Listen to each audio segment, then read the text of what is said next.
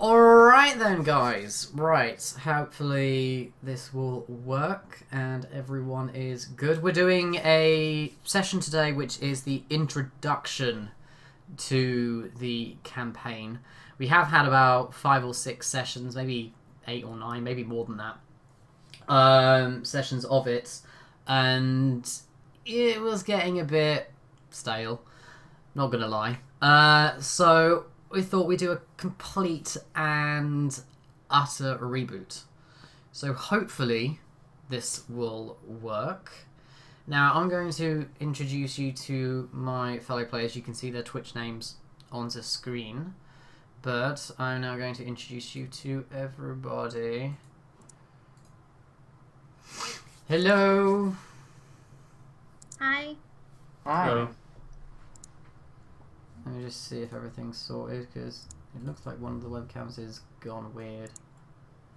Gosh darn it, webcams. There we go, that's sorted. Right. I had the stream stuff open. Like I said, this is all on OBS, so this is all a bit new for me. Usually it's all nice and neat and sorted out on XSplit, but I use OBS far too much, so I know how it works-ish. So we're going to be playing a game called Numenera, which is a D20 game by the creators called Monte Cook Games. You can find all of their stuff by that moniker. And we're playing Numenera, which is a game that is set billions and billions of years into the future. There's been 8 previous civilizations that have risen and fell in that time. And they have left their blueprint and their fingerprints, all over the world. Some of them had invented space travel. Some of them invented time travel, matter reconfiguration, all manner of different things. To the point where even the tiniest grain of sand is made up of lots of different nanites and robots, which is how the spellcasters of the 9th civilization manipulate the environment. They are called nanos and use their nanites that are around them to create effects and bits and pieces like that. There are also glaze, which are your standard sort of hack and slash warrior types. And you also have your jacks, which are your kind of in-between ground. They can do certain things that a glaive can do. They can do certain things that a nano can do, but they can do a few other things their own ways. They're a bit more trickier of the characters. The actual where we're setting right now is it's set in the Steadfast, which is basically the map of Numenera that we have so far, apart from the wider world, is split into basically 2. There is the Steadfast, a mountain range, and then there is the Beyond. The Steadfast is the more habitable area where it's got a better ecosystem, where the Beyond, anything and everything can happen. It's just a wild land out there. The Steadfast we're particularly interested in is a kingdom called Thamor. From the city of Ausbar. Now, if you want to get more information about all those bits and pieces that goes on to the more technical and more intricate side of things, there is a wikia, which is cityofneedles.wikia.com, and all the information to guilds, to people, to the players up there even. Everything is on there so far. We will be updating that as the campaign goes along. But the reason why there's so much stuff on there is because this campaign, although it's homebrewed, has been brewing for a very long time, like a fine whiskey. It started, I think, maybe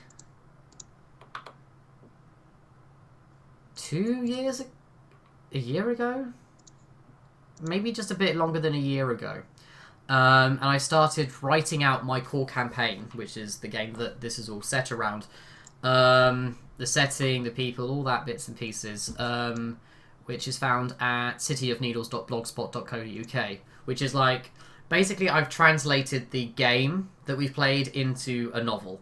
And there's a novel and a half. I'm waiting till the new year to pick up on the other half so that I have a backlog of stuff and bits and pieces before I carry on with season 3. Which Chris and Kelsey, above me, they both play as well. So that's the reason why I've got them here.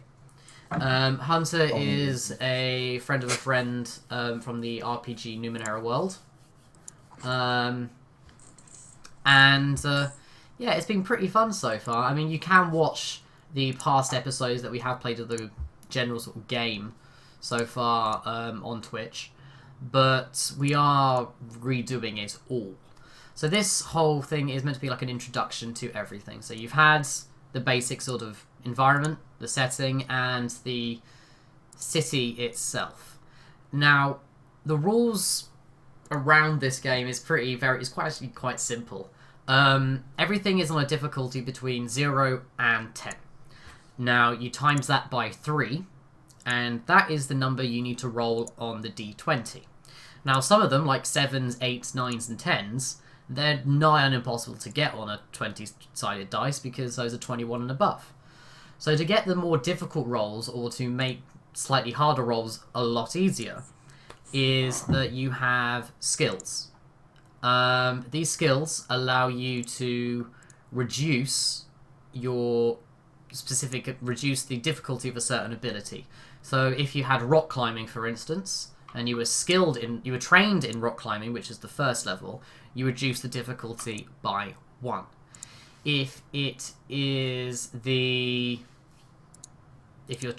skilled in it, which is 2, which is the second level, it will reduce the whole thing by 2 points.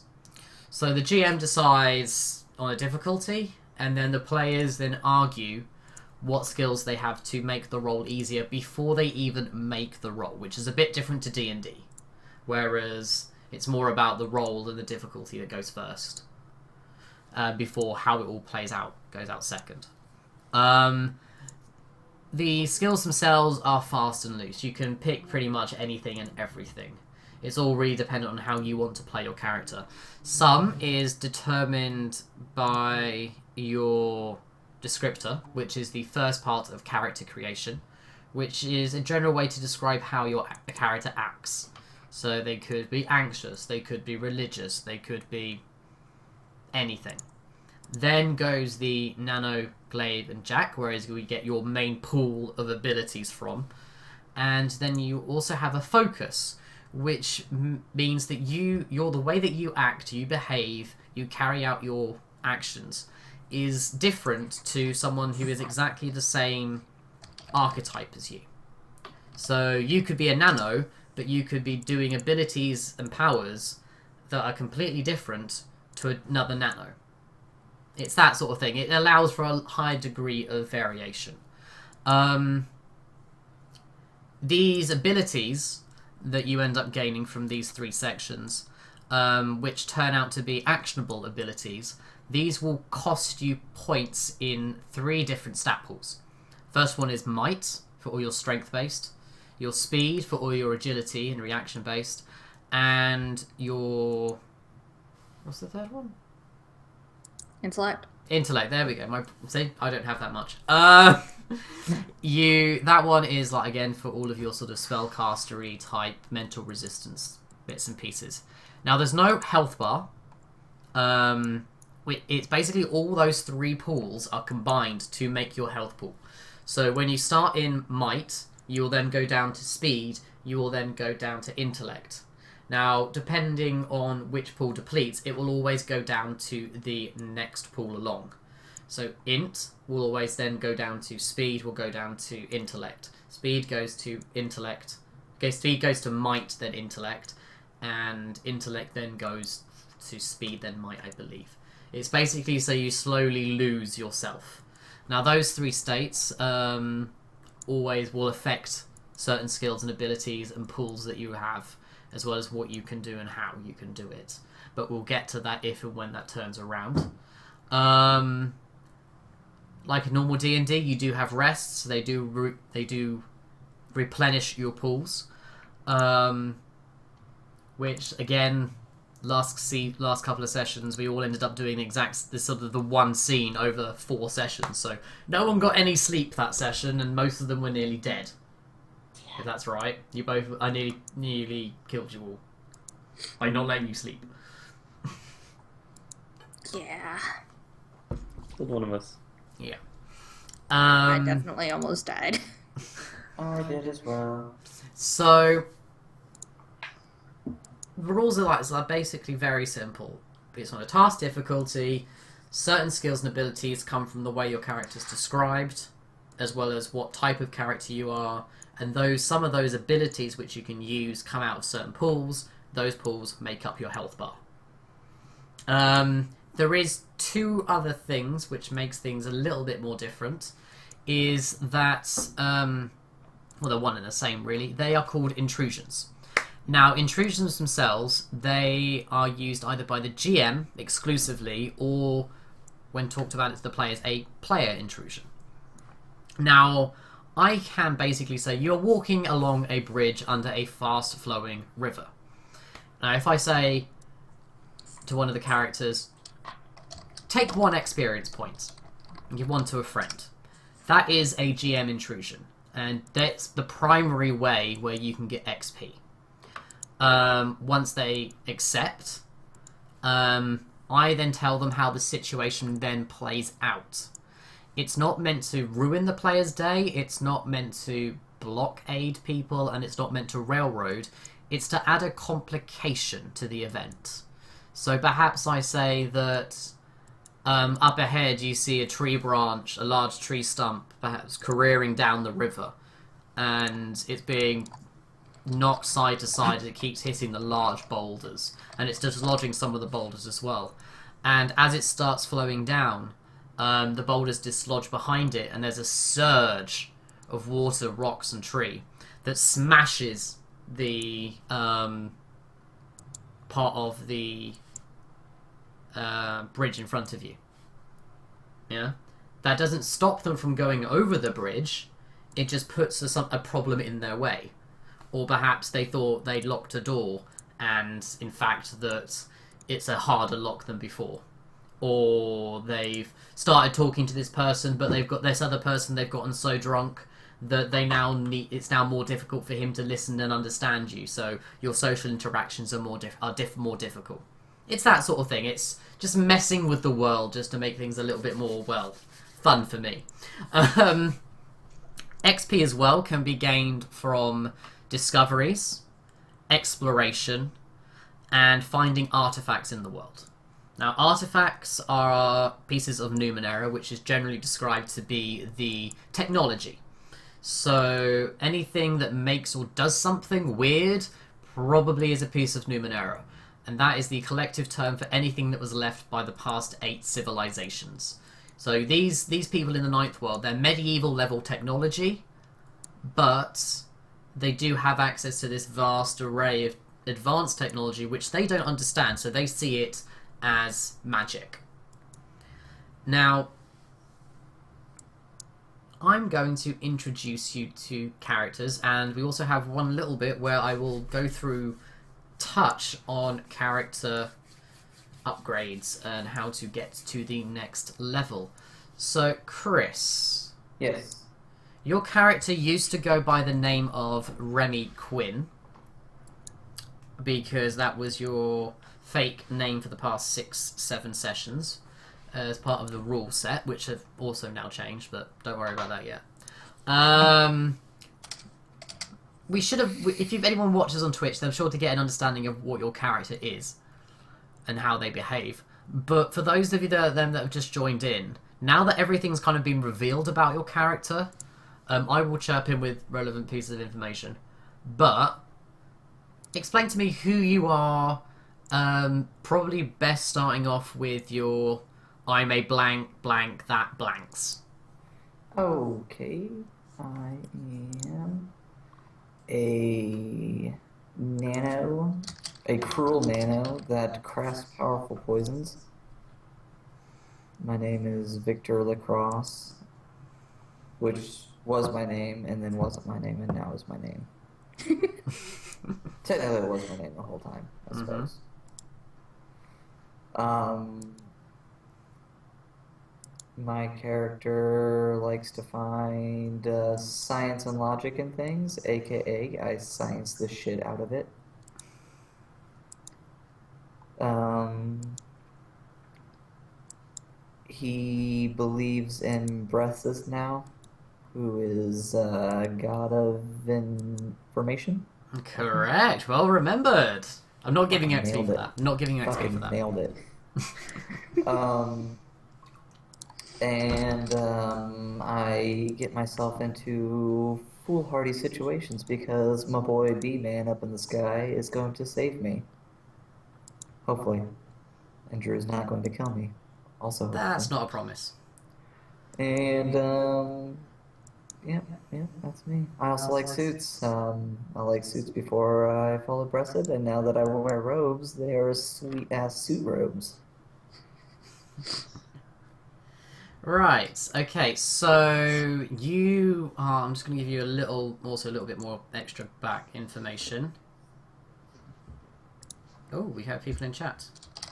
I have not been able to pay attention to chat because chat is difficult to do on this thing. Right. Shush. It's okay, I'm paying attention. Okay. Thank you very much, Kelsey. You are welcome. I will leave chat on here. I'm trying to get rid of this. I just want chat only. There we go. Chat only. There we go. Oh. Breaky HD. Hello. So you are the son of farmers or transporters. They were transporters of farming stuff. Yeah, transporters of farming stuff. You grew up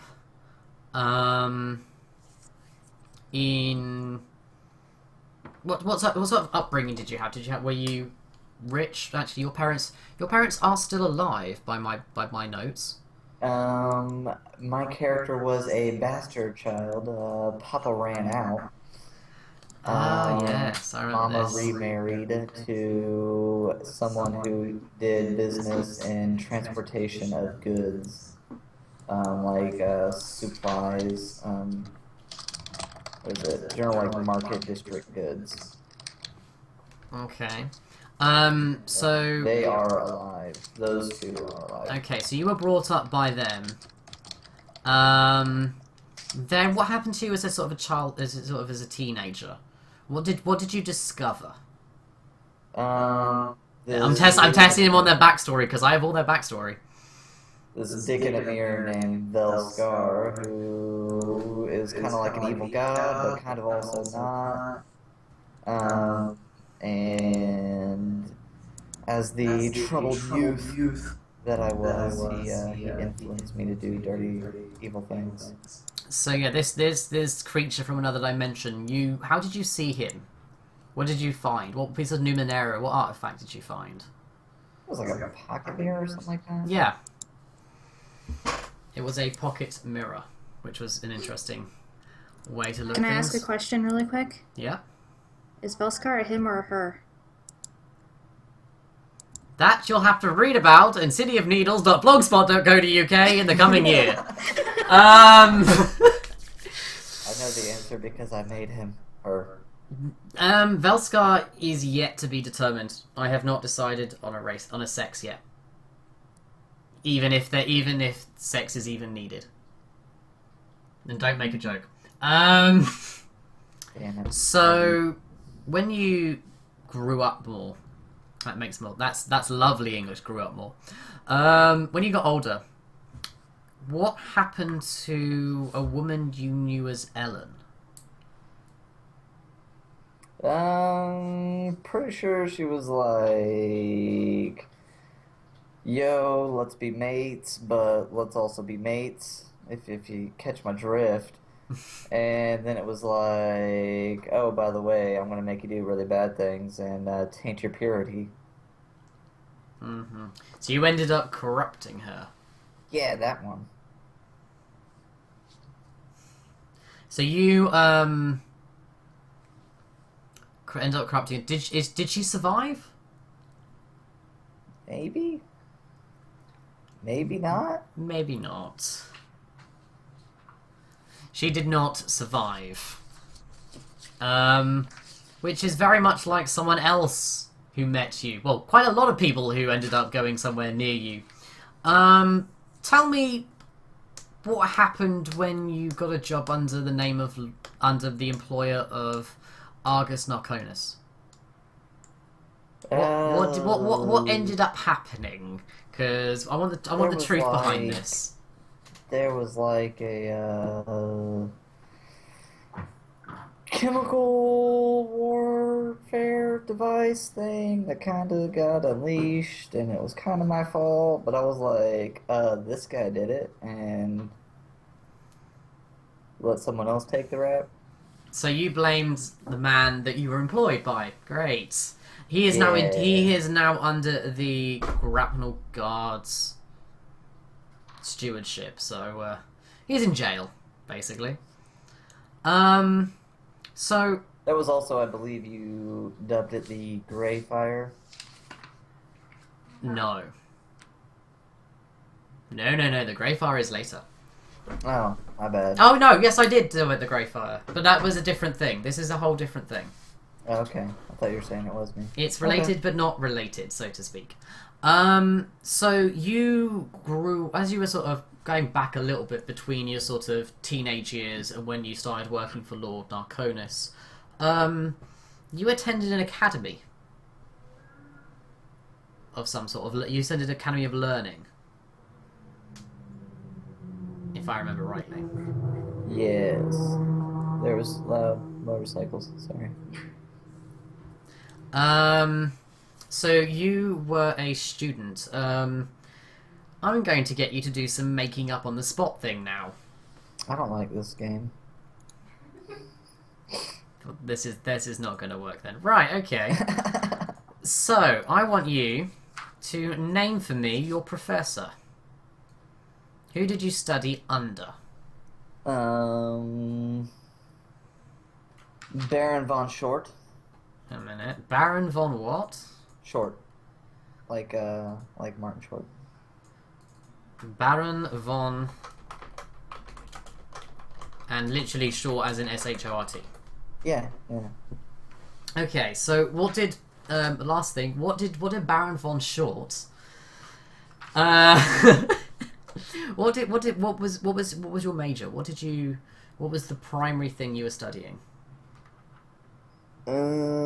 Forbidden arts or forbidden, what is it? Hold on. I actually got this on my thing. Forbidden knowledge. There you go.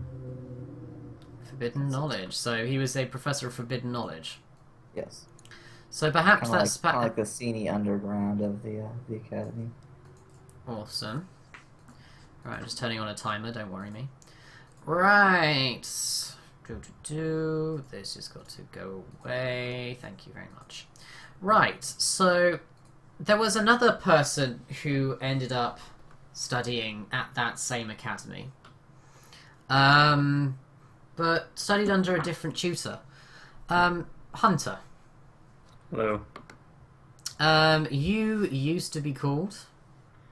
I originally, or No, what was your fake name? my fake name was Samuel Watkins. Okay, and what is your name now? My real name is Mason Palmer. Okay.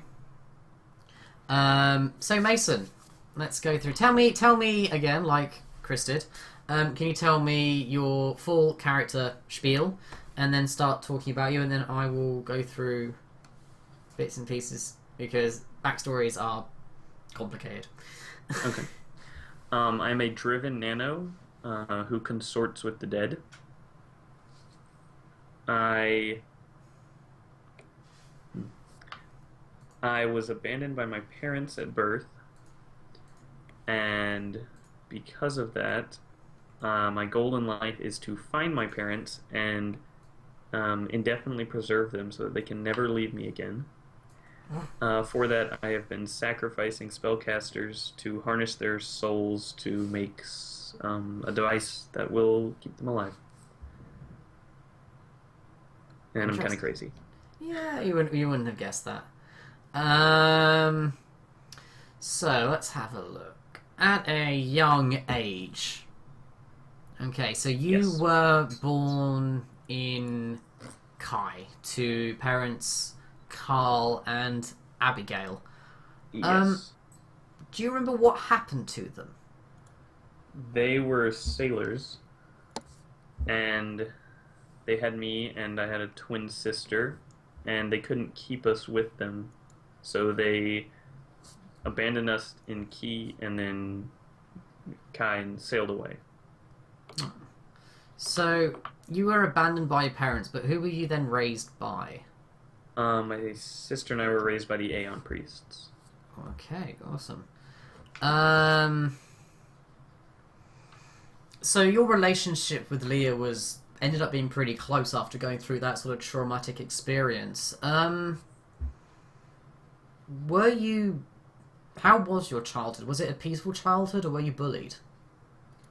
I was bullied quite a bit when I was growing up. Um, yeah, because I was so close with my sister after being abandoned by my parents. I spent all my time with her and wouldn't socialize with anyone else, and they thought it was weird, so they beat me up. Great. So your sister was always there for you. Yeah. So when you communicate with the dead? What does it look like? That's a really good I question. on my right palm I have a tattoo of a pentagram, which I always have a glove over. Mm-hmm. But if I touch the a dead person with the pentagram, I can either bring them back to life to serve as my minion, but they don't remember anything, or I can ask them questions and they can answer with the knowledge they had in their life. Awesome. So where did you get this branding, this mark on you? I got it from a teacher at a super secret academy. Oh, Um, what a link. yeah. So you were in another class. Yes. This woman was known as Jacqueline Collineau. That was your Yes. teacher's name. True. But she was known to be pretty of a hard baller, and anyone that passed her examinations and her tests, she would stamp with this pentagram seal. It's kind of a bit like you will always have my seal of approval, or something a little bit more masochistic. But after you graduated, you started feeling. You started feeling a huge sense of loss, and you started to have this pathological fear of being abandoned after your cat kind of died. My cat died when I was younger with the Aeon priests. But I would say, but sort of the memories and that sort of bits and pieces, you were now able to kind of make sense of it all now. Yes. And if I remember rightly, you dug up your dead cat to experiment on as your first sort of foray into experimenting with death. Mm-hmm. What happened after that? What kind of went wrong? Something went wrong. Hold on. See, I love this. Testing the characters, testing, see if they know.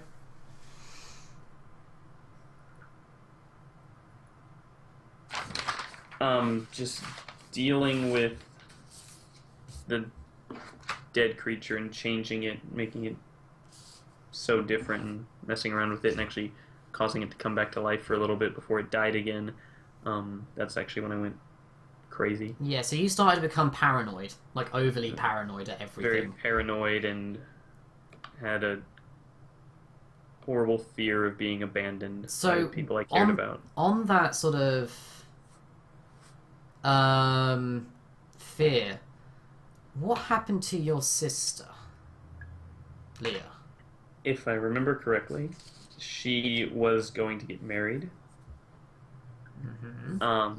And so I couldn't let her be away from me. I couldn't let someone else abandon me after my parents did that.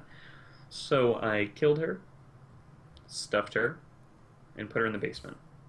And had lots of long, meaningful talks with her after that.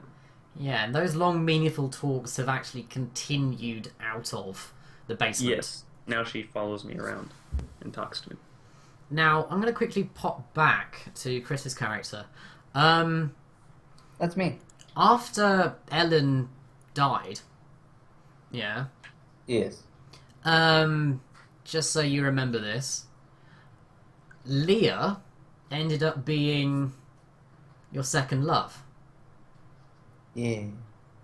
And according to Hunter's backstory, like I said, this is all a bit fluid. So this is like establishing shots. Would you be okay with that being you were nearly married to her?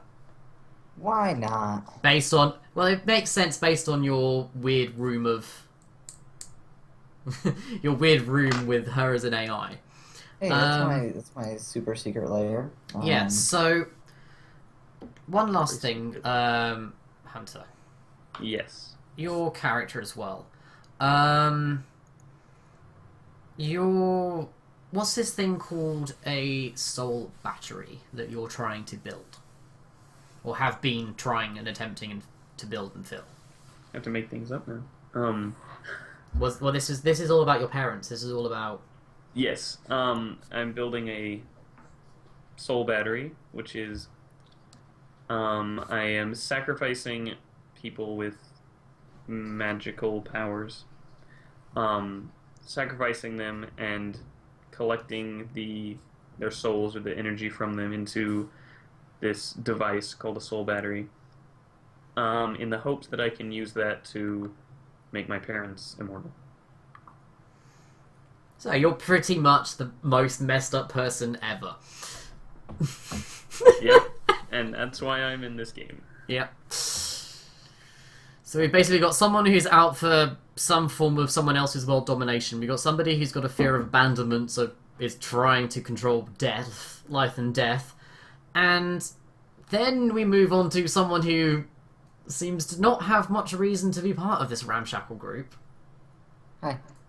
Not you. Oh, that's me. Not you. Shut up. Kelsey. Who were you to... Who is your fake identity under the old blackmailer? Riley Carrington. And what is your actual name? Sarah Cray. Okay. So, Sarah, can you tell us your character spiel and give us some information about you, and I will quiz you / correct you where needed. My name is Sarah. Chris, can you mute your mic? Oh, yeah, it's fine. I'm hearing echoes. You are an echoes. Professional Stram. I know. Right. I am a drunk Jack who likes to entertain. I don't remember what else I wanted to say. I got a little cool little fluffy pet. His name is Nugget. He is awesome. Well, he is awesome to me. I'll go into that as well. I want to own a theater because I like musics and things. And I don't remember what else I was supposed to say. Okay, well, I'll quiz you then. This will be a lot easier. Okay. So, at a young age, you had 2 siblings.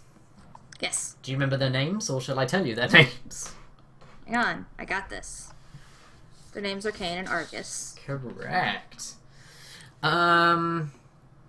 So, you, as you 3 children, what did your parents do? We traveled around entertaining people. So you and your mother and your father went around entertaining people with your 2 younger brothers. Gypsies. You came into contact on the trade route to the city of Both. Something that changed your life. What was it? We got attacked by bandits, and something called the Grey Fire decided to kill my mom, supposedly. Okay, so on this trade route, bandits usually were pretty much always there. They're always in between the cities trying to topple trade routes and take whatever riches they can for themselves. Now, the Grey Fire is a little bit interesting. Now, I mentioned earlier with Chris's character that he had caused some really horrible stuff to go out and kill a lot of people in the bottom of the city. Now, this Grey Fire was actually one of his first...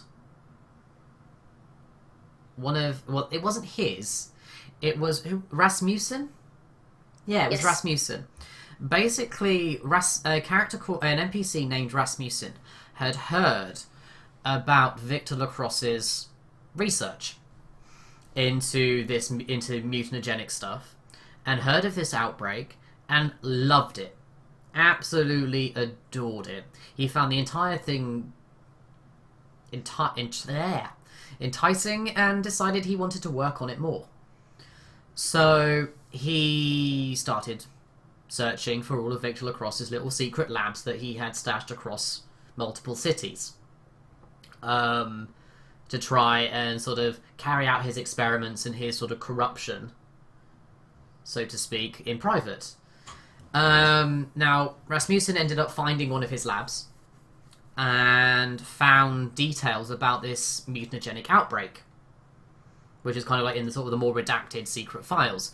Now, Rasmussen took that information and then developed it by testing it out on the open road, on bandits, and sort of the natural wildlife around the area to see it worked in sort of a more of a neutral and, oops, if I killed a couple of people, well, at least I'll do some good kind of way. But, Well, he's dead now, unfortunately, Kelsey's family, the Krays, were headed in that direction. And as Rasmussen set off the Grey Fire experiment to kill the bandits that he saw, your parents were then attacked by the same bandits. Your brothers were carted off. No one really knows what happened to them. Your father was stabbed in the neck, I believe, after getting kicked to the ground. Mm-hmm. And you started running with your musical instrument after hearing your mum starting to choke. The last image you had was when you turned around and you saw your father on the ground, the mist on the ground slowly dissipating from where the Grey Fire had been.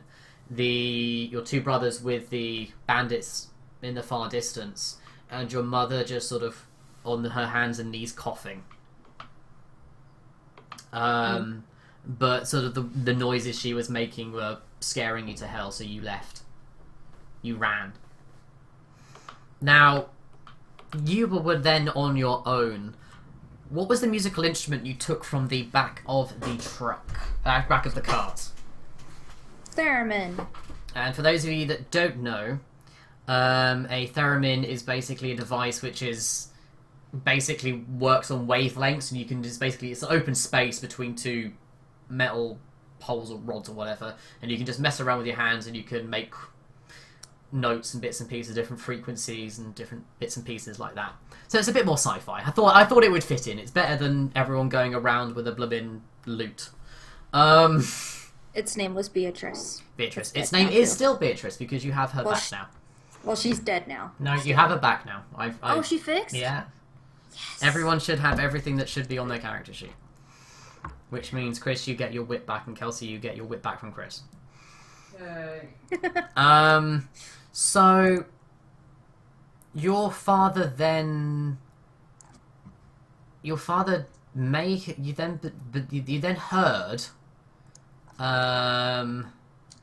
that your father then remarried, like on the wind, that you heard that your father might still be alive. Mhm. So even though you saw him die, you're not really sure. Again, it was you were a young child. You panicked and ran. But you heard on the wind that someone who was claiming to be your father had married another woman. Yeah? Mm-hmm. And so if I remember rightly, you started working in taverns and bits and pieces to make some money, and that is where you picked up these rumours. Yes. So you were then like, okay, well, perhaps if I hone my skill, I can go and find him, and perhaps see what's the truth. I would say one day that you perhaps got quite close, and you panicked a little, yeah? Mm-hmm. And you then started singing anything that came straight into your head. And some of the last things that you remember sort of hearing about properly from on the road was a lot of rumour. Nothing was really true. And you don't usually mind that, because you can twist it. You can make it into a song, you can make it into a story. Only problem being is that the people around who you were singing to knew both sides of the argument. And now you were singing both sides of their song, they then turned on each other. Which then became kind of a trope from those some of your future endeavours, that you ended up sort of not really paying too much attention to your surrounding, being distracted, and ending up causing more conflict and trouble than actual entertainment, which seems to have followed you around in the past couple of sessions, where you ended up causing a couple of crowds to then get into mayhem and pandemonium, murdering people, handing the murder weapon to a random passerby. It was an entertainer, I believe. Was the other She had person. a lot of drink. Now, Yes. one last thing is that you have another family. Well, an extended family, so to speak, that you don't Yes. really talk to that much at all. But you know the values of your family. Yeah, who are they?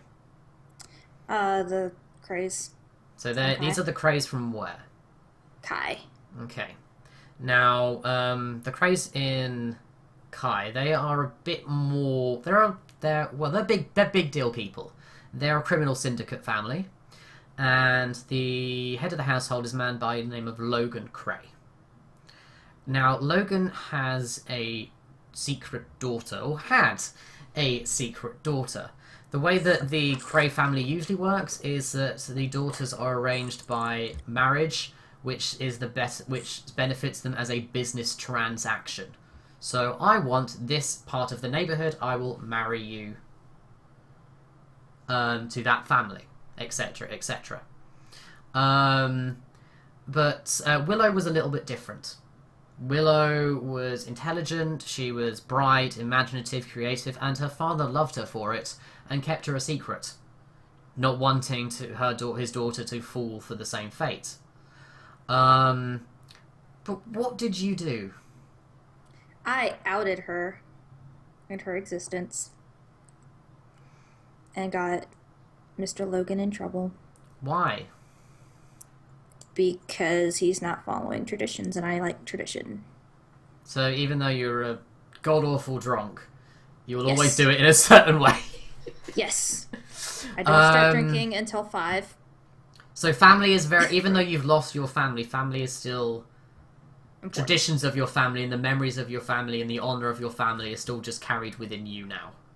Yeah. You are the entire family tree of that branch. So that's probably where your sense of family duty and stuff. Although you now kind of see yourself more in the matriarch position. So you may Yeah. want to go, whenever you eventually start a family, you may be, I'm going to be in charge rather than the men. But again, you may place similar values. Now, you also know 2 people who we met in the past 2 sessions. Yes. 2 guards, the grapnel guards, by the name of Darius and Jethro. Now, who are they? They're my drinking buddies. Well, one is more of my drinking buddy, and the other one is I did something stupid, can you bail me out of jail, friend? Type situation. Awesome. Now, so you love your drink, Yes. you love to sing, Yes. you love to entertain. So who's this Aldwin Bray fella? Then how does that all tie in together? I worship that man because he was essentially like a really crazy, awesome Hawkeye guy and did cool things. Yeah, so this guy, Alwyn Bray, is basically like your patron saint. Yes. May not be a god. You know this person was an actual person. Yes. But Alwyn Bray was an entertainer himself, and he managed to stop. If I remember rightly, he stopped the slavery in one of the steadfasts by using a musical instrument alone, and using his words and his voice, and nothing more. No swords, no weapons, and that's why you value him as such an inspiration. And you tell stories about him all the time. Yeah. That's mainly what you sing about. And when you get stuck, you end up causing a lot of trouble. Now, I would probably say you know this as well. Alwyn Bray is actually one of the Avatar champion type characters of the God of Information. He's dead now. Now, Alwyn Bray is dead. We all know that because he died 2 sessions ago. Well, his incarnation then. He may return at any point. The way that the Information God grants this miracle, whenever a pregnant mother asks for something, there is a very slim chance that that baby will be the reincarnation of Alwyn Bray. So, you don't know that bit, per se. You've heard legends, but perhaps you are trying to and also seek him again at some point. How is your... Right, we're going to do a quick... So everyone sort of knows who each other's characters are, the backstories, bits and pieces. Now, if I remember, Kelsey, we do need to deal with, which is your leveling up. Now, now there's for leveling up, you need 4 points to level up, which are... you get something to your stat pool, you get an edge, you get a skill, and I think you get... An effort as well. Now, edges reduce the cost of skills in related pools, and levels of effort mean that you can spend money from those, spend levels or points from those pools to increase your roll, to make the task difficulty 1 step less. It's just putting a bit of more exertion into it. Think harder, act faster, hit stronger. Yeah. Mm-hmm. So what are we leveling up today? What bits and pieces? Because we're trying to get everyone onto level 2. I just need, for me, it would just be a new skill. A new skill. So that can, like I said, that can be anything. So knowing your character, what would you like to take a skill in? This is the one problem sometimes Numenera has. It's very open-ended to interpretation, which is great for a setting, not great when you could literally be specialised in anything. Or you can specialise. You can go deeper into one skill. I was thinking maybe specializing, but I also kind of want to have a skill in nugget. That'd be, Like that'd be animal handling. Can I have animal handling? Yes. Okay. You may have animal handling. Right, let's move this a little bit closer towards me. Right. So... now we're getting on to where the current situation is. We've done the rules, we've done the introduction to the setting, the introduction to the overall setting, characters, and a little bit of character leveling up, but you'll understand that in a bit when we get to it at any point during the game. Now we're going to get on to actual story mode. Now, City of Needles is set in, like I said, a world called... oh dear. Things are going all over the place. Right, so... that's going even weirder. You're going to go there. Right. So, because it's all... there we go. City of... it's even bookmarked for me on my wiki. Wow, okay. So, let's go to... bits and pieces. City details. This will be easy because I've done it so long ago. Right. So... Alspar is a city set in a caldera. that has lowered over the course of time. The city has built primarily upwards rather than outwards, staying within the caldera ring. Society is therefore set in a vertical hierarchy, with the rich people at the top and those with no wealth and money at the bottom. Now, there used to be a floor which was actually that met the ground, but that entire floor itself has been taken over by the rubbish that the city has been dumping into it. Now that expands the entire city, and it's basically a bit like quicksand now, where you obviously start losing your voice, where you can get sucked in if you end up falling into it. It's a city that follows fashion, which changes every couple of months, really. Fashions then go down tier by tier, level by level, until they eventually become trash and no one wears them, and they eventually become the clothes of the poor. There are a few major big families in the area. There is a city guard, a criminal network that works underneath that, and it's all sort of sustained by commodity.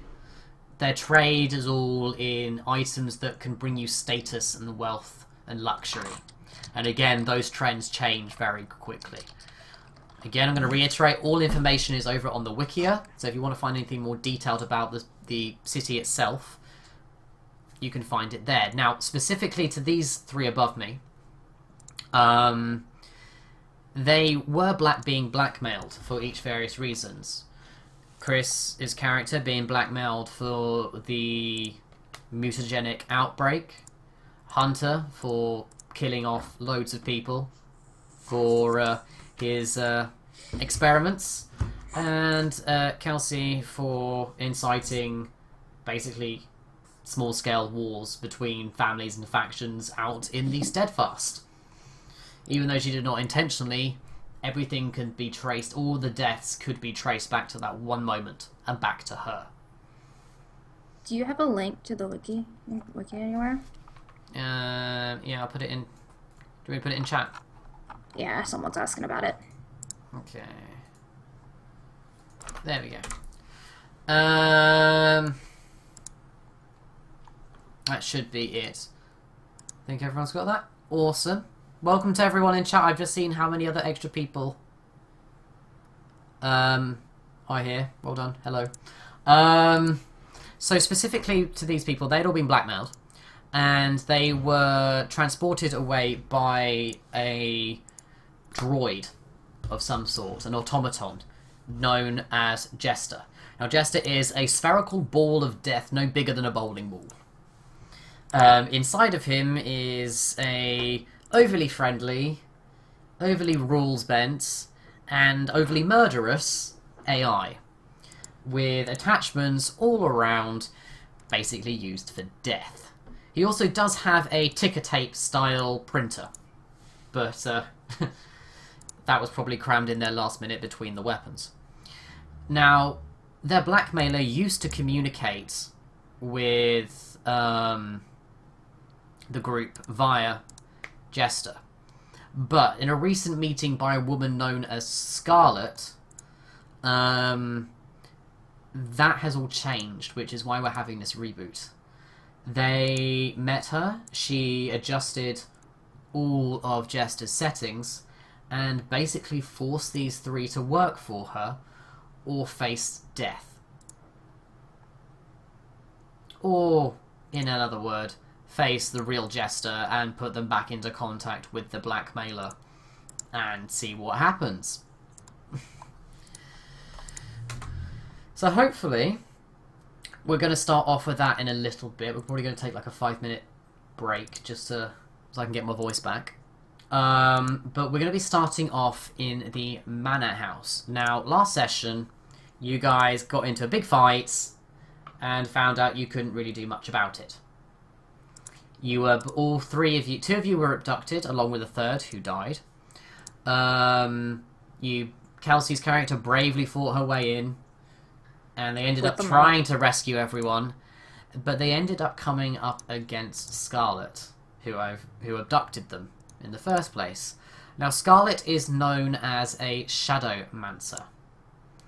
And she is a nano character, very high level, who can manipulate shadows. Okay? Which is grand. But because she's such high level, and these guys are pretty much baby noobs, level 1s, there was no way in hell they're ever going to defeat her. Although I have just told you her level. So eventually you can come back and kill her. Because we know you can take down level 8s. I don't know whether you can take down level 9s yet. And because of her situation, she has basically said, I can give you safe harbour. I can protect you from this man. If you do what I tell you. Now, what I want, we're going to quickly discuss before the break, before we hit the hour, is 2 last things. One of them is everyone will have a instinct, a belief, and a goal, which I've nicked from another system. Okay? Now, each of these will be used instead of a player intrusion. So instead of them suggesting about the bridge getting knocked out, they can use one of these 3 things to get them XP. It's meant to put them into harm's way. It's meant to change things up. So I want to know what these things will be, because what you'll need to do in-game is just tell me, if I'm doing this, does this count as me using my goal, belief, or instinct? Yeah? So, we'll start off with Chris's character, Victor. Victor, what is your instinct? To science the shit out of stuff, aka find reasonable logical explanations. Okay. But what are these reasonable logical explanations for? What is it in relation to? Remember we said something about not anything sort necessarily of... believing magic and stuff like that. Like, well, you kind of, because you have an understanding of what the Numenera is. yeah. If anyone starts saying the Numenera is magic, you're basically going to go out of your way to prove them wrong. Because everything has a logical explanation, and you take delight in proving someone wrong. Yes. What is your belief? What is your character belief? I believe the big B man Breasted's got my back, so I can do. So you can start basically being Indiana Jones, and hopefully your god will save you. Okay. And what is your current goal, which will last the next couple of sessions? I want to try and find information and or ancient relics or something like that that will help me either take out or take said place of Velskar. So you're going to be slowly working towards that as your overall goal, but your first goal is to find something that will get you on that road. Yeah. Okay, so Mason, what is your instinct? My instinct is I stop to observe anything messed up or grotesque. Okay. What is your belief? No one has the right to inhibit my experiments. Which will be interesting if you start going, oh look, I've just raised the dead. People are not going to get freaked out about that at all. And what is your goal for the next couple of sessions? To find more people to sacrifice. Awesome. This will go great. So you're basically turning into hobo murder hobo ritualists, right? Sarah, what is your instinct? To constantly drink from something like alcohol. Okay. Because you're drunk, which yeah. does actually give you penalties if you don't drink every day. So yeah. What is your current belief? That alcohol will always be my friend. Okay. And what is your current goal in life for the next couple of sessions? I want to find out how my mom didn't die. And and to give a little bit of an explanation, as part of the Blackmailer's quest list, which I'm never doing again, the last day of the quest list was meeting a woman called Alana Cray. Yes. And you know she may be dead. You didn't see her die. The only family member you did see die was your father, and he's possibly alive, so Yes. there's hope for your mother yet. Yes, I want to know what happened after that, since... Yeah, it's a good thing you can't see me. Alright, guys, so we're going to take a 5-minute break. Hopefully this sort of hour has been used to sort of explain everything to you, the rules, the system, the setting. Like I said, go onto the Wikia if you need any more sort of in-depth information. We're going to take about a 5-minute break. Because this is going up on YouTube, I can't put any music on because that will get content ID'd and most of the stream will end up on mute, which will be useful. So we shall all be back. Oh, sorry, Hunter, your face is being overridden by OBS. Professionals! This is what happens when you're running it and GMing it at the same time.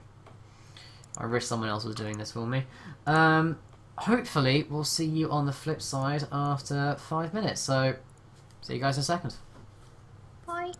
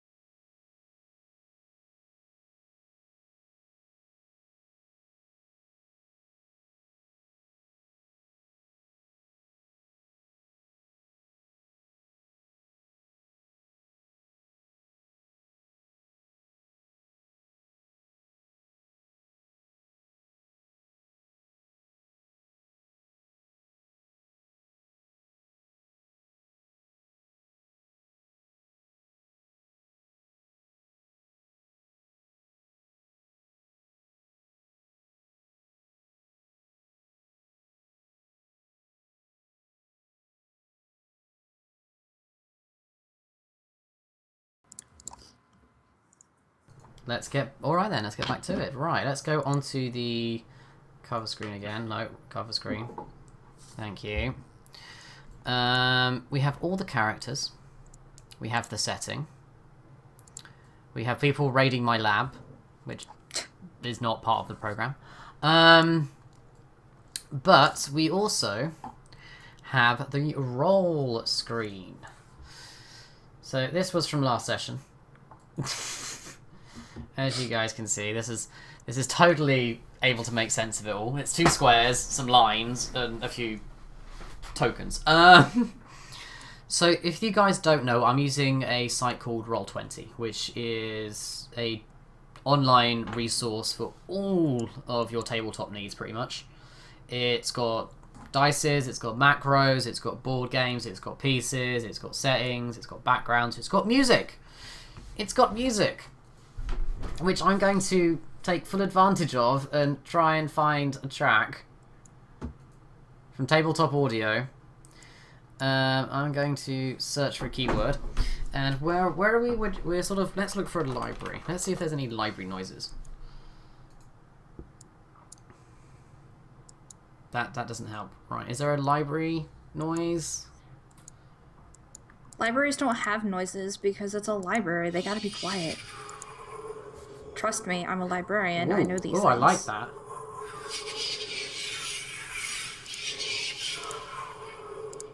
Does that sound nice? I can't hear anything. But... Okay, I'm asking stream. Because it's a weird ass noise.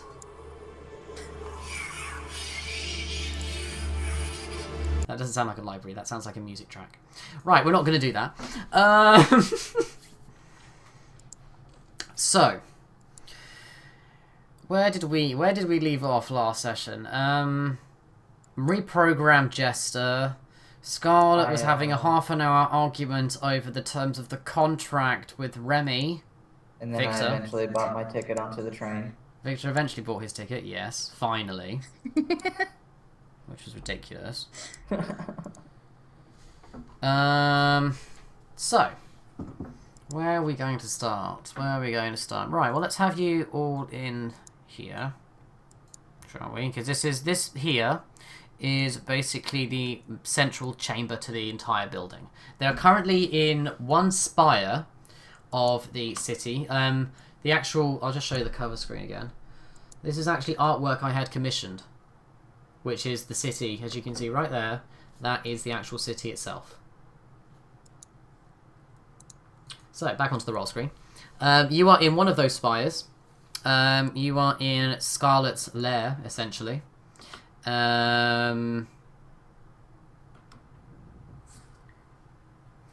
So...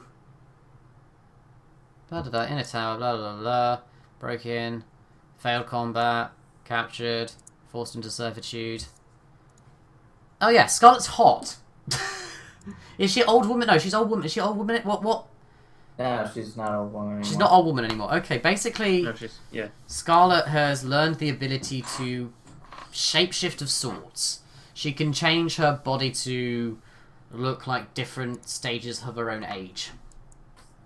She can basically make herself older or younger at will.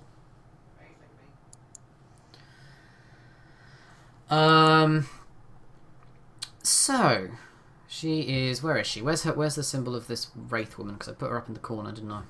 I put her out of the way. Okay, well, she's gone. So, you're just going to have to pretend she's in front of you guys. So, we have Poison, Caster, Music Woman. Right. So, where do we begin? Okay. So, it's been about an hour since the death of your compatriot.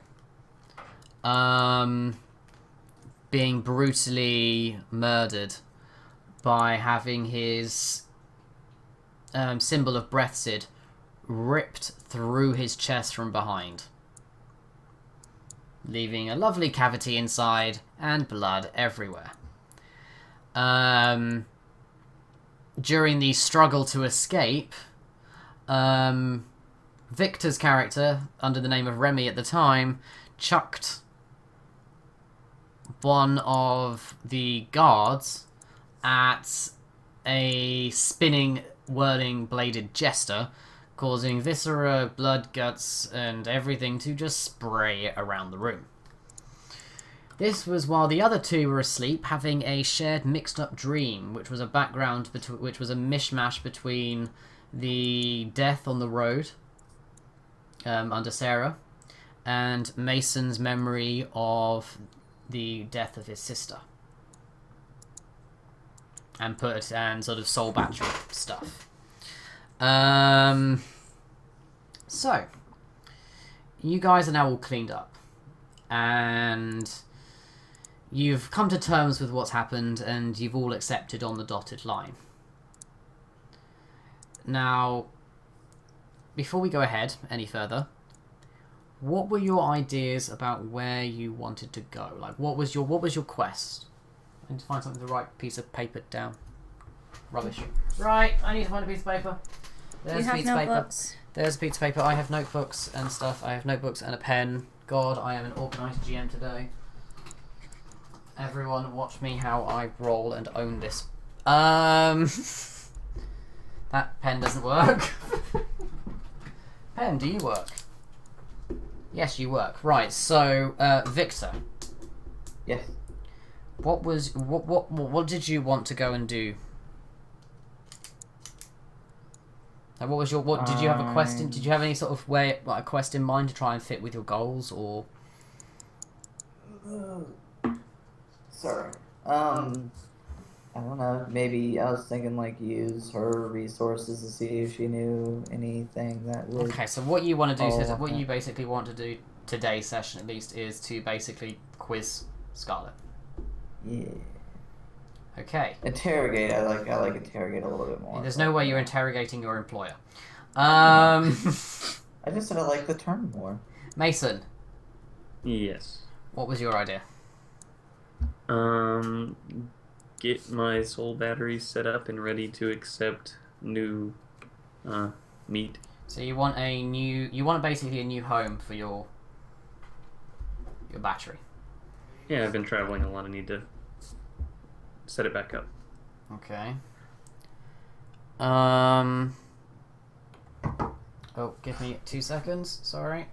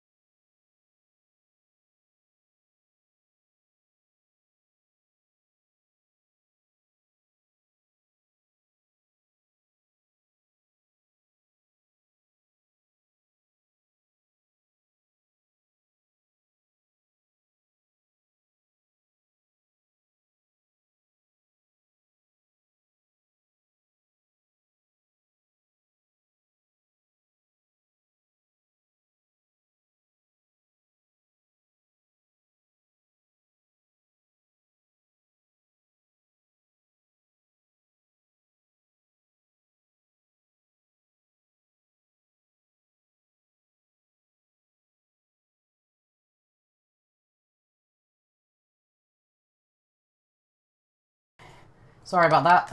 We had a cat interruption. Cats.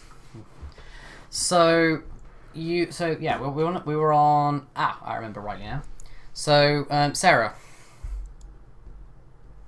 Technically, I didn't really want to do anything today, since if I remember the list was we couldn't go up until like for another couple days. Well, it basically is tomorrow. Then I want to go talk to a drug dealer, because that's apparently her profession now. Okay. Drugs. Now, how many people do we have in chat?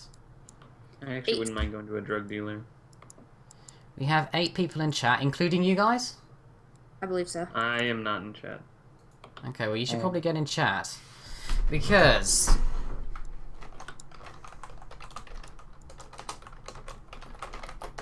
I'm going to put this up to a vote to everyone in chat, because again, this is like a nice, easy, relaxing. We may not even do any proper RP. This is all set up, but we may get into it.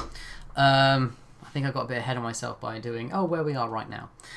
So Victor, Yeah. can you summarize your quest in 2 words? I think we said Quiz Scarlet, didn't we? Talk lady. Talk lady. Mason, you want new home? Sure. And Sarah, you want to go get drugs? I want drugs. Okay. So I'm going to put that into the poll. Into the group. So, if you guys want to vote, which does include you 3. This is a group decision. I want to see what people... I may change it, but this is just as a gauge reaction. If you want to enter, you can vote by typing the vote ID number with who you want to follow. So you can either follow... We can either go with Victor and following him to talk to Scarlet about getting some more resources. We can follow Mason and find a new home for a soul battery. Or we can vote and follow with Sarah to go talk to her drug dealer. / mother. We already have 2 votes for vote 2. We all have 2 votes for you, Sarah, and 1 vote for Mason. Remember, guys, you 3 also have to vote in this.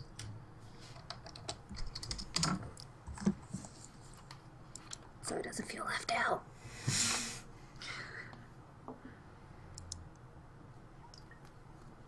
Chris, are you gonna vote?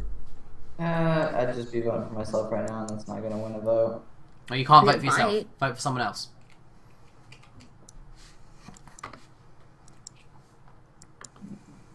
It does seem people want to see Sarah.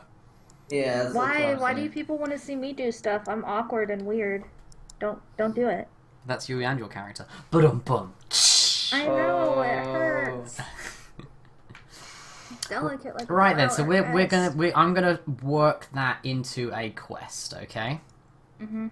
But first things first, if you want to get this started, you're gonna have to convince. This is where we're gonna start off with. Now we've got where we're gonna start. You're gonna have to try and convince Scarlet to let you go see her. All of you, yeah. Let's just say that you know that's your you've decided and agreed upon after you've revealed all the information you know about each other over the past hour. You basically had a good heart-to-heart, yeah? And We you had all, a good bro talk. you all believe basically that it's better to trust each other than anyone else. Yeah. Okay. So, you guys have decided that the way you want to go is to find this drug dealer woman. So, I keep saying so much. So. Yeah, like whatever. So we agree, and now we do it. We see you 3 all probably hunched in the corner of the room, sort of over by this sort of bit, probably watching 1 or 2 people go in and out of here, cleaning it up. Jester has been quite silent throughout the entire thing. So He's uncharacteristic of him. he doesn't seem to understand what's going on. From what he's like I said, most of his time at the minute is conflicted between trying to report to the blackmailer and trying to figure out what Scarlet did to him, or it, depending on your preference, to stop him. So that's what he's mainly concerned about. You guys have had your heart-to-heart. Scarlet comes down from the staircase, the central staircase, from where Mason, you know, probably it's come from her room. Okay. Okay. She seems to be carrying what looks to be like a set of tools with her down the stairs. They seem quite heavy in her hand. You can see them sort of slightly nearly dragging on the bottom of the floor. Go on, Nico. getting interrupted there. Sorry, I just lost my place now. Weird old hot lady carrying Tools. Weird old hot lady. Tools. Weird lady carrying tools. Yeah. So, you remember the figure of the old hunched over woman, and she is trudging down the stairs with these toolkits. What is your first reaction after you've made? This is literally kind of like 5 minutes after you made the pact that you'll do what she says, but you won't trust her. So, who would be the first person to speak to her? Not it. So we are gonna talk to her about going to the drug meetup. Yeah. Is that the plan? Yes, Okay, we then. agree, so we do it. Scarlet. Yes, dearie. We have a request. I don't think you get how this arrangement works, my dear. You do what I tell you to do, no questions about it, and I save you from, well, death. By someone else.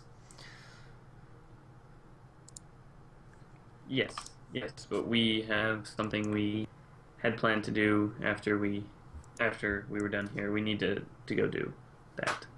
Okay, it sounds like you're trying to persuade her. Sure.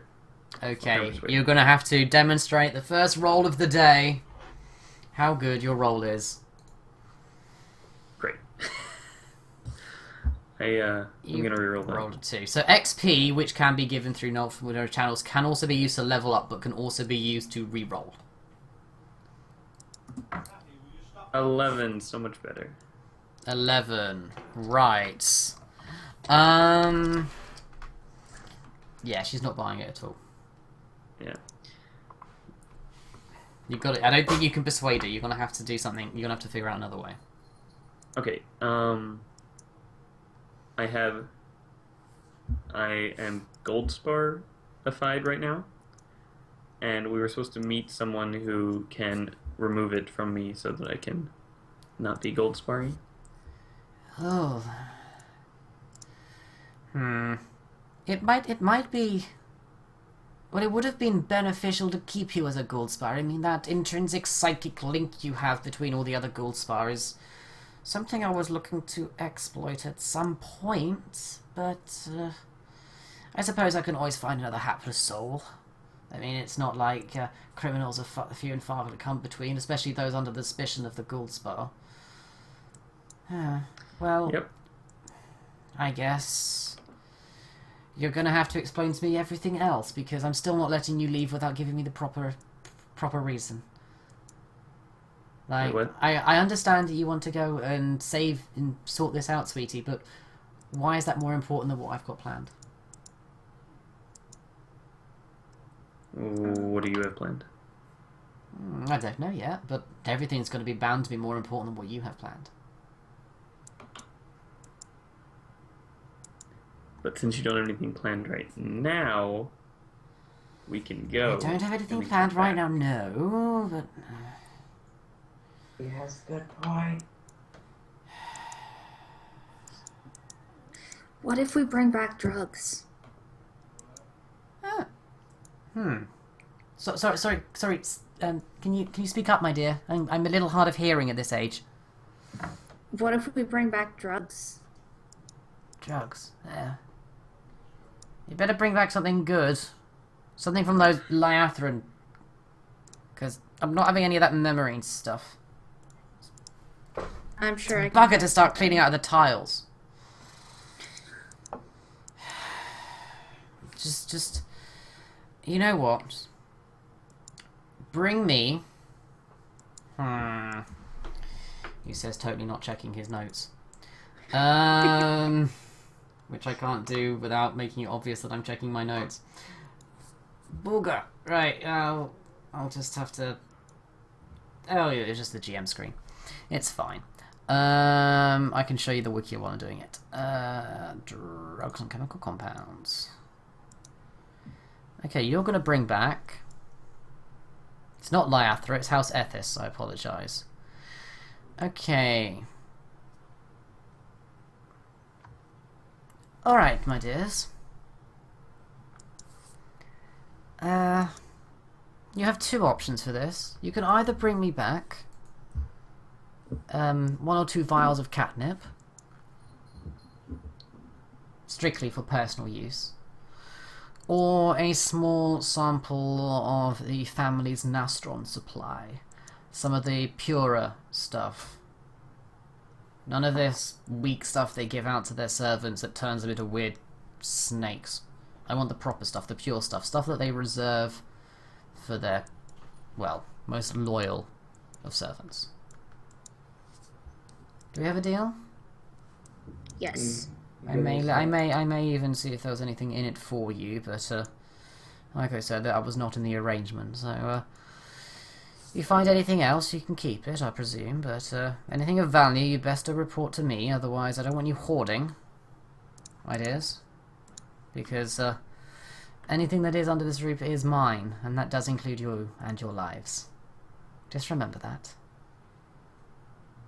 Now, Jester will be slightly more quiet than usual. I've toned down his computational matrix, so he should be less annoying, if I remember rightly. But And an entire God. collective sigh from the group. But if needed, he will spring to life again if any life is in danger or you fail this contract, which he is listening to, by the way. Then he will adjust the situation, so to speak. As you see that, you see some of the start to wobble a little bit, and you can kind of see as she sort of states about sort of adjusting the situation, a small saw blade pops out from one of the sides, still rusted with blood. Because if you remember rightly from the first scene, first episode, he never got his blades cleaned. I was gonna say it was probably my blood from when I was being sassy to him. So yeah, best not piss off the robot.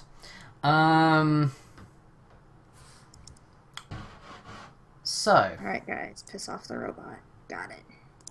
So we just need to find some catnip. That sounds easy. yeah.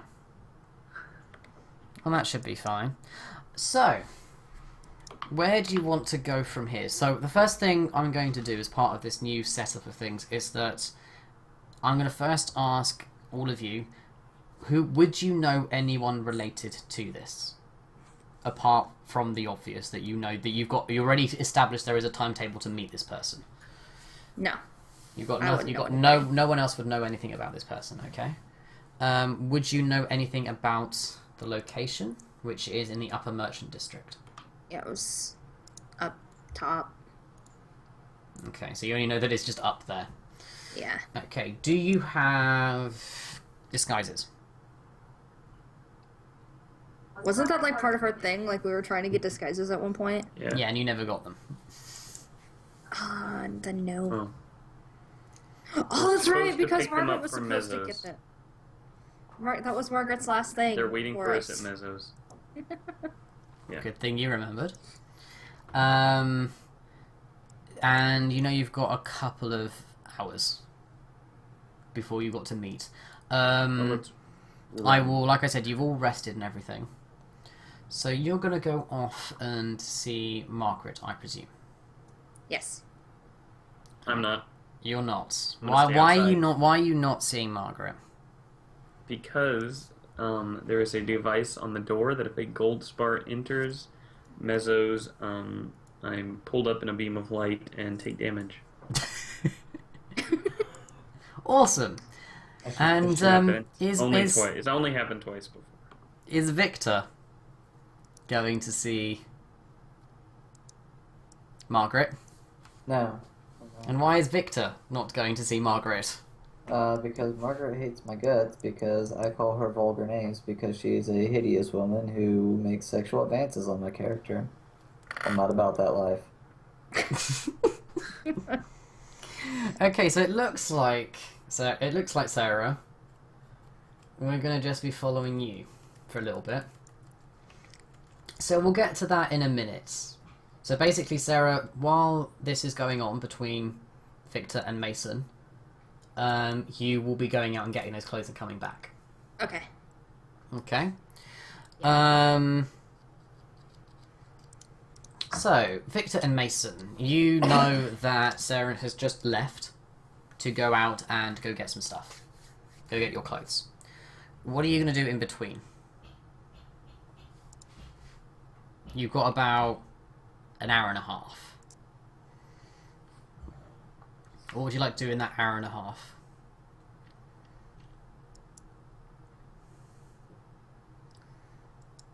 All on you, Victor. I know, I'm thinking. You can attempt to try and talk to Scarlet, but... unless there's something else you want to do.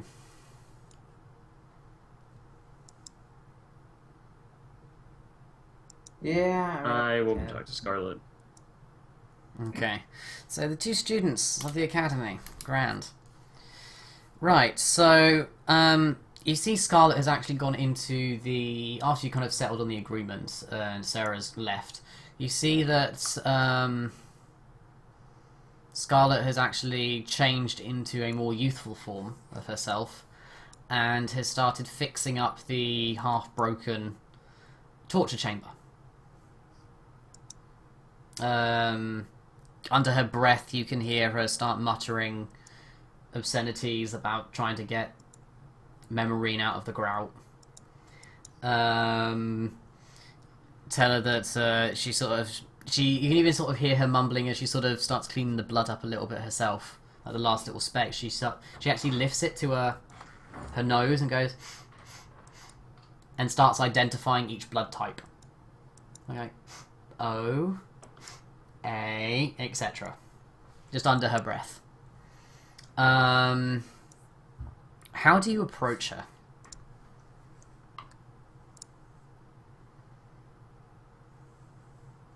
You can go first.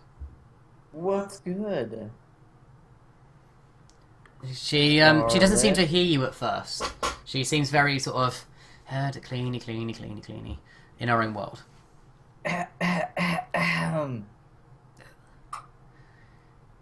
Oh, hello, sweetie.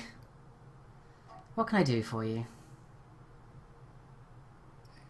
Alright, I got a question that I'm gonna ask right now while we got some time to speak, in hopes that later, maybe not in this session, this could prove beneficial.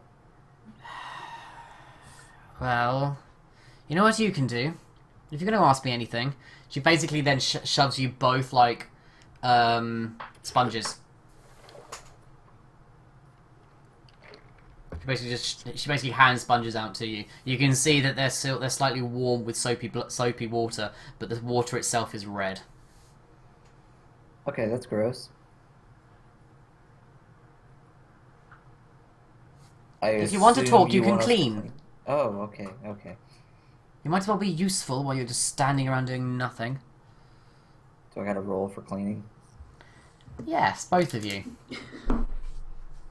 So while you're doing this is how good of a job. So, what would you argue the skill that you're using to make this? I'm guessing, regardless, Victor, you've got no skills you think are applicable. I'm cunning. That you can't be cunning while you're cleaning.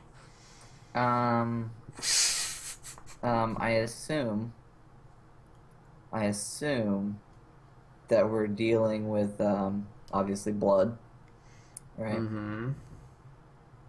Through a combination of my biology and alchemy background, I probably have some insight on cleaning up some of this stuff. Okay. So, with that 12, yeah. I would say you might have you would have some relevant information to Scarlet about cleaning up viscera. Dash of vinegar works wonders. Vinegar, sweetie? What is vinegar? Pulls it right up. You know, it's like you use it in the kitchen. It has domestic uses as well. Oh yeah. Interesting. Would you mind showing me the formula? Oh yeah, because I always carry it on me naturally. Don't be so obtuse. That was more out of character, hoping that I could get away with actually having all that on me. She basically she sort of finishes up here and leaves Mason. You're left in the room to just left cleaning. Bye, guys. Fucking nailed it. As Victor Oh, wait. leaves. What? Is the are the dead bodies still in here? Probably bits of them. No full bodies. I will What let about you the spend. burnt I will corpse, let you spend 2 Jack? XP to have that. To have a body. Nope. Okay. Okay. Bye, guys. I've offered it to you. You can probably start cobbling bits together, but remember I don't how know. Chris I kind was of like just looking for a whole body. he chucked the only sort of the body that you could have used into basically a meat grinder. But Jackie. Jackie's body's full. It's just burn. And with a hole in his chest. Yeah, that's fine. There's also the scientist guy, but didn't he get like injected with chemicals? Yeah, that's fine too. Any dead body's a dead body. Dead body. So yeah, Victor, you're taken out by Scarlet up the stairs, along sort of dark oak wood panelled corridors with candles lining them in brass candle holders. There's no sort of window that you can see at any end of the corridor, but there are just doors going on for miles. What it seems like anyway. You just keep walking past doors and more doors and more doors and more doors. Each of them More looking each of them looking exactly the same. Like there's no differentiation between each door. Don't make me shoot you. I'm sorry. I will murder your character. All I can think of is they're taking the Hobbit's lives and God. Oh dear. Right. So I know. she stops you about sort of 5 minutes of walking. And you know that there is no physical way that you could be walking 5 minutes in one direction and not have fallen off the tower. You knew from the outside it's not that big. Right. She opens up one of the doors, and inside is what seems to be like what looks to be sort of like a rounded edged or sort of a cut edged rectangle, just the corners though of it. So if I can actually draw this for you. Right, ta-da! Time to get rid of everything. Right, so let's do some drawing, shall we? This is not going to go badly, is it? So it's kind of like I should so be a cartoonist. Right. So it's kind of like that. You guys can see this? Yeah. So it's like that. Each of them sort of a silveryish sort of hue to them, yeah. And in sort of they're sort of floating in midair. They've all got sort of runes on them that seem to be glowing, yeah. And there's a sort of a slight sort of taste of sort of static. It actually makes your hands it makes your hairs on your arms kind of stand up a little bit as you approach it. There's this sort of, as you get slightly more closer, you can feel there's sort of a heavy vibration, like deep within your center of yourself, that you start to feel as you approach this item, this thing.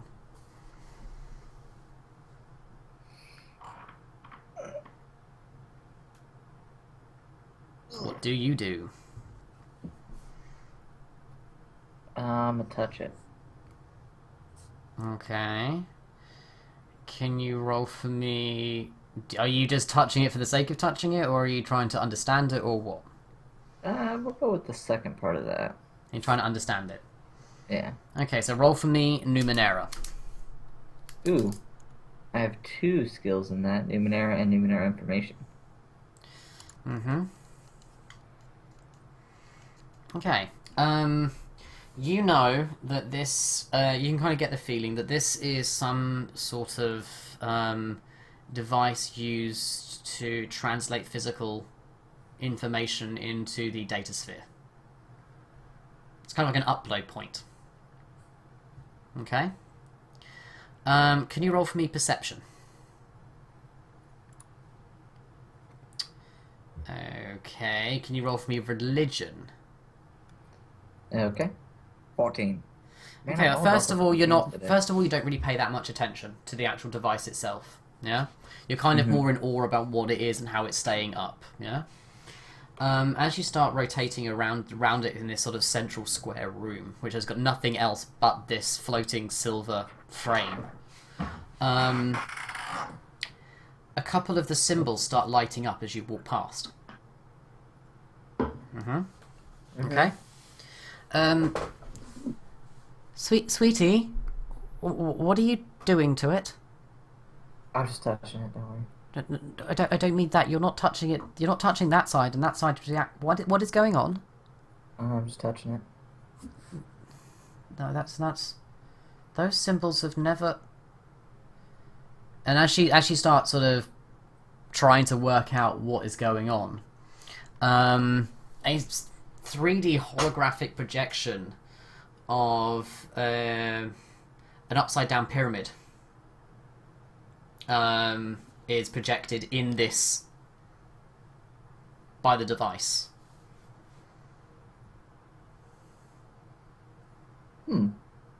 That's fun. And the symbols around are all the same sort of pyramid structures or pyramidal shapes. So that's even a word.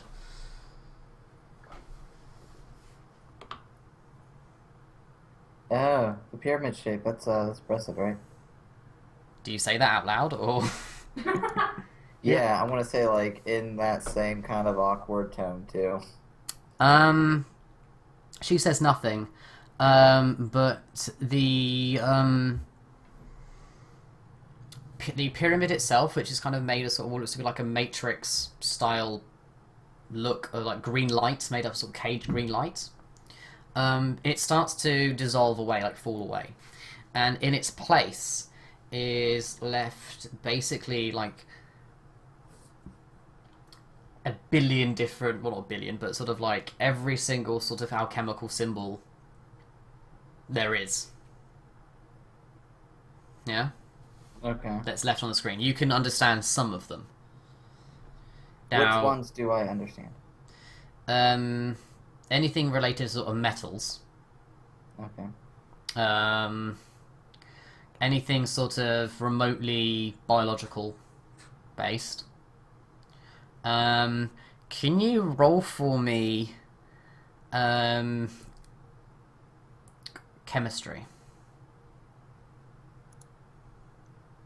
I'll reroll. Yeah, let's stick with the You 10. got any skills in it, or I got alchemy, which is close. which is close? Yeah, I'll leave it as yeah. I'll be lenient. One of the actual things is for vinegar. Okay. Can you also roll for me a perception check?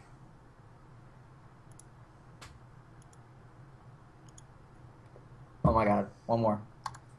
20, okay. Okay.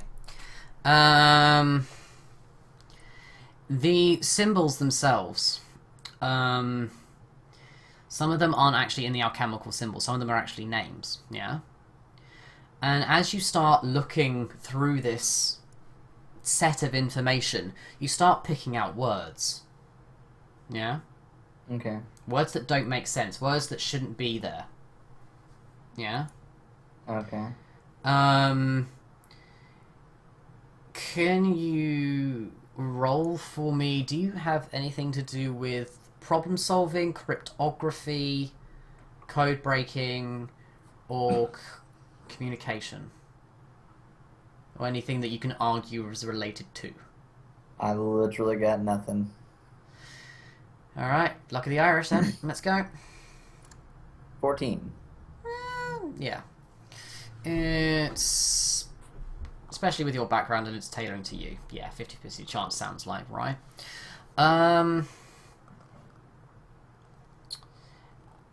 You start making mental notes of all this stuff, yeah?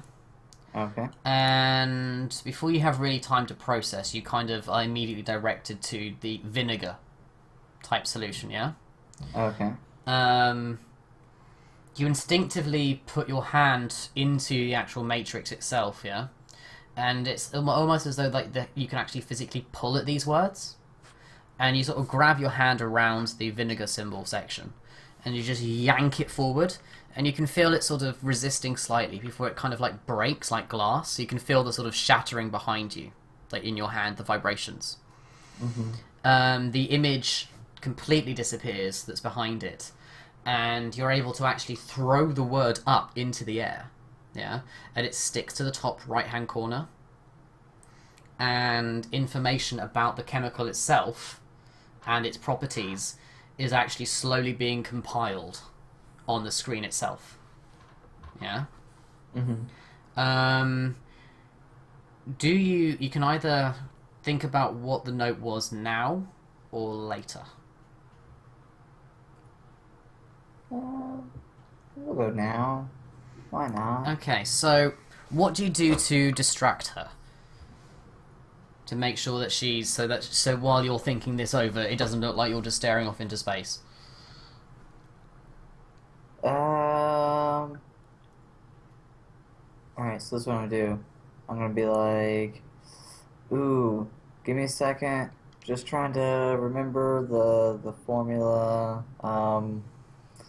We got, like, I'm asking her, like, just a crazy formula. Okay. Like, the only one coming to my head is, like, Pythagorean theorem, but that's not a Okay, crazy yeah. formula. So she seems to be, for a brief moment, she seems to listen to you for 2 seconds, but her head then starts spinning as she starts seeing all this stuff being compiled.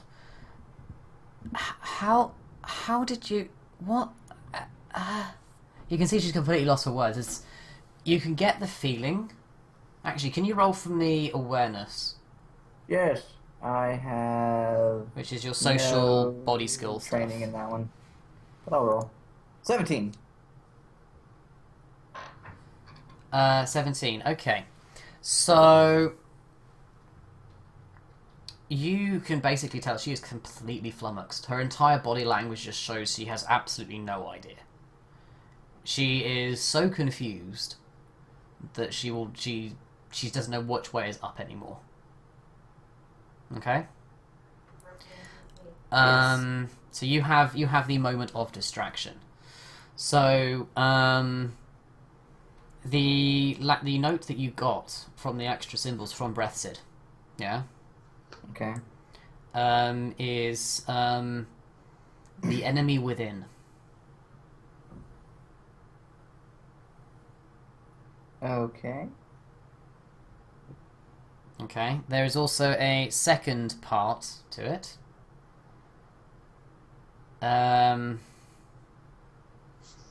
You are my champion. Shit, yeah. I'm like a badass. Yes. Mm-hmm. As soon as that thought comes to your head, yeah, Mm-hmm. the whole hollow matrix or whatever has been projecting all this information vanishes Okay. with that last of your thoughts.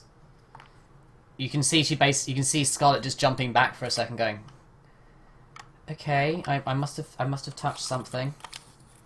Hands up, it wasn't me. Kind of thing. She can tell that she's still sort of in awe, and she's now looking at you with sort of a different look on her face. She's curious now, whereas you can tell before she looked straight through you beforehand. Okay. Mason, Yes. can you roll for me a perception check? 9. Okay, and that's with your thingy. Okay, can you pick high or low? Hi.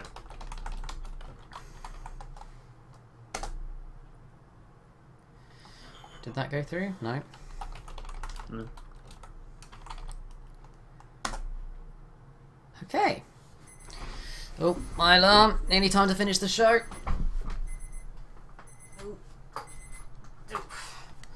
Right.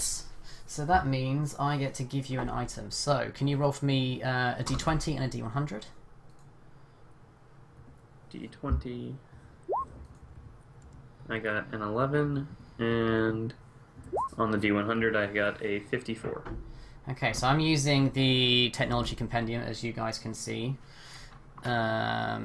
here, because for some reason it's loaded into the stream, so I'm not even going to bother fixing it, because it just seems like too much hassle. Right, so you pick. So what are your numbers again? 54 and 11. 54 and 11. Which one's your d20? Was 11 the d20? Yes. Okay, so 11 goes there, and 50 what? 4. Interesting. Okay, I'm going to...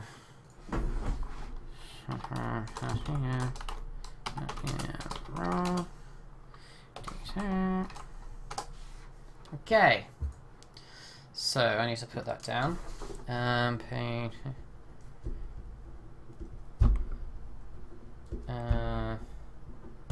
So, you found... Oh, interesting. On the man that... the sort of the mushed up man, yeah? Yes. You find part of his clothing. Okay. With a small sort of chunk of flesh. Mounted onto the side of this little bit, which seems to have been sort of stuck and dug onto the actual flesh itself, is a small pouch. And inside this pouch, you find what looks to be like... what looks to be a bit like a sort of an egg timer. Yeah? Okay. Filled with two different coloured liquids. Yeah? There seems to also be like a mechanism on the side, which you think when used can actually break the glass. Okay. Okay. You can now can I take roll the to time to identify it if you wish. So basically, the way that this works with Numenera objects and artifacts, I generally give them a description of it, but I roll for a level, but then they have to go and identify it first. I don't tell them what they've got, they have to identify it first. And whoa, yeah, you've got it.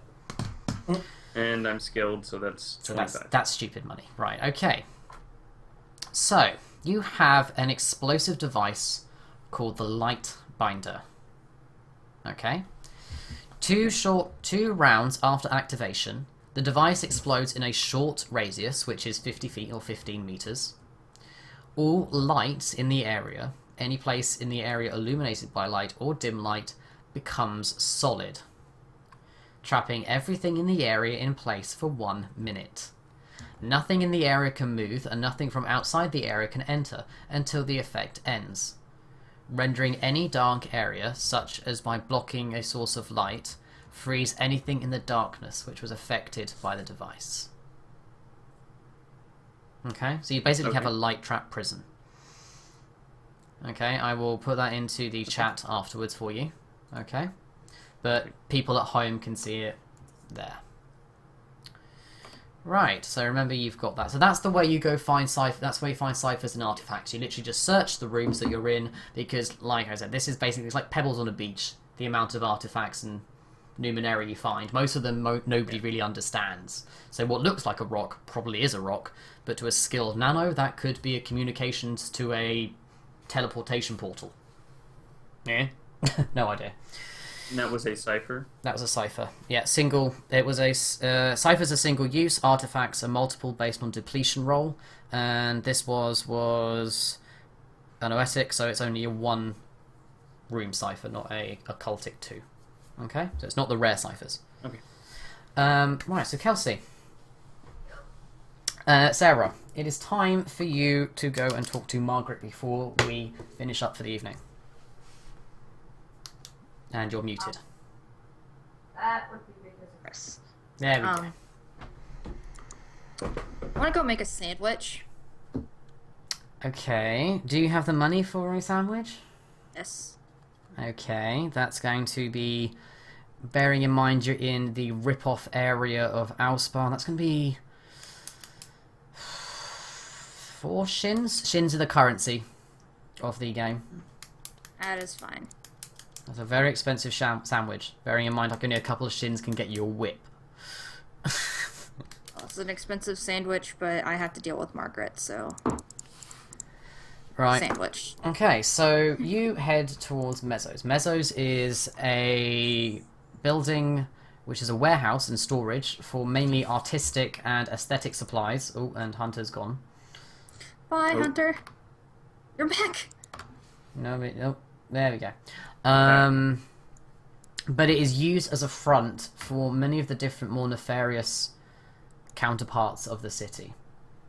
Your blackmailer actually directed to a room in Mezzo's which was meant to be used as your safe house, but Victor cocked up that situation, hence why nobody wants to go visit Margaret, and hence why Sarah has to come with a sandwich as a sort of a peace offering. Yeah, because I'm the only one who didn't do anything to piss her off. Mm-hmm. I was just there. Right then, so it's time to go meet... oh god, it's time to meet Margaret. How to meet Margaret, right. So you see Margaret, she's, oh,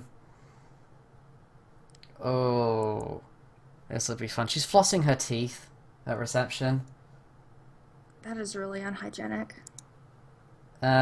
She's kind of doing it while kind of looking over what you see to be another sort of paper, another sort of pamphlet on what seems to be sort of our equivalent of Tupperware. Because you know what I she's like with love lunch. it. She's just sort of, she's not paying any attention to anything.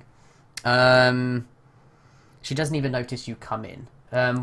She does sort of unconsciously hear you and says, Margaret. She's the corpses are, I think we've only got one today, but you'll just have to, go carry him yourself. I'm too busy. I don't have anything to do with corpses. I do have a sandwich for you, though. Sandwich? Mm-hmm. Oh, I see you again. Oh, Yeah, I'm here to pick up our stuff. right, just and then I'll before give you a- before you even bloody talk, I want that sandwich. Because there's no way in I'll hell. hand her the sandwich. Just give me the sandwich. She starts opening it. She opens up the sandwich, starts sort of inspecting the insides before sort of shoveling it into her mouth. You can see sort of like part of the filling kind of spills out of the bottom onto the actual pamphlet itself. What do you want then?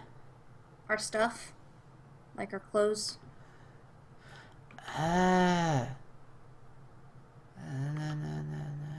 She starts sort of with one hand she's still got her sandwich, and the other hand she's flicking through all of her date cards.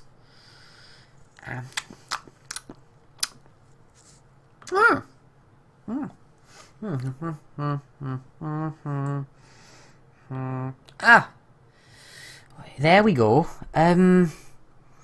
So yeah. Okay. She then sort of gets up. Just look. I know you're not. I know you're the kind of the nice one, but just stay there for a second. She gets up out of her swivel chair, unelegantly walks towards the door. You can still see that there's actually down the sort of the back of her high-heeled shoe. There seems to be what looks like remnants of the sandwich you've just given her. Yuck. She opens up the door. You can hear her sort of clacking off for about 1 or 2 minutes. There is sort of a brief, muffled yelp from the back rooms, which you've learned to ignore. Yeah. And she ends up coming back with 3 unmarked, brown-clothed satchels tied with very rough string. It kind of grates on your fingers as you pick it up. So that's the 4 costumes. Should be 1 for Mr. Religious Guy, 1 for Lover Boy. Where is he anyway? They were both busy, so I got sent. And there's 1 for that crazy guy as well. But that's it. Never having you here again. Okay. I just can't be dealing with you, especially that gold spot. He nearly ruined me. I had the silver palm come up here twice. Twice. Because someone set off the gold spar alarm. Do you know how much of a hassle it is to get rid of them? Anyway, I've got my magazines. I've got my sandwich. I should be good for the rest of the day. Now, F off. Okay, then. I'm going to take this stuff and just walk out the door and be like, I need to get Victor, or not Victor, I need to get Mason here, like, again, just to cause her problems. So I would probably say that after your quick little conversations and your bits and pieces, we're going to leave it there and pick it up next time with you finally heading out. Okay? Mm-hmm. Right. So I'm going to try and aim for... You're all on EST, aren't you? Yes. Hunter, what time zone are you in? Central. Central, so you're an extra hour. Mm-hmm. So that would be 3:30 for EST, 2:30 for you. Okay. Yeah, Yeah. I think so. I think that's 2:30 for you because it's more back in time. Yeah.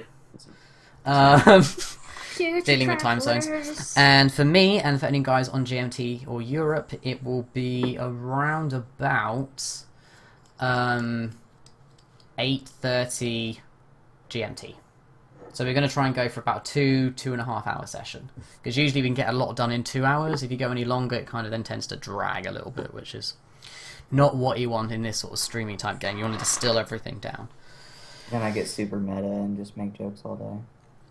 Okay, so before we finish, does anyone want to argue for discoveries, artifacts, or exploration? Yes, I discovered things. I'm a champion. That's not really a discovery. You didn't go out and discover it. You've had it happen Well, to you. You know, it's a personal breakthrough for myself. You know what? I I'll be was destined kind. for a I will life be of evil. kind. I will give you an XP for discovering the communications tablet artifact. Okay. Okay. Now, did Mason or Sarah, do you have anything to argue with exploration or discovery or artifact? I have a Explored the discovery. room and discovered a light bomb. That's a cipher, not an artifact. You're not getting XP for something that's basically common as dirt. And Sarah? It's tough. My discovery is that apparently the silver palm is really hard to get rid of when all I have to do is just defend their leader. Yeah, but their leader was trying to get you in the sack. Well, I offended her and now she wants me dead, so there we go. Okay, I will argue that your discovery is that you know the silver palm uses mezzos as a safe house. Yes. That can be your discovery, because that can be useful later when you want to threaten the silver palm by blowing things up. Like messes.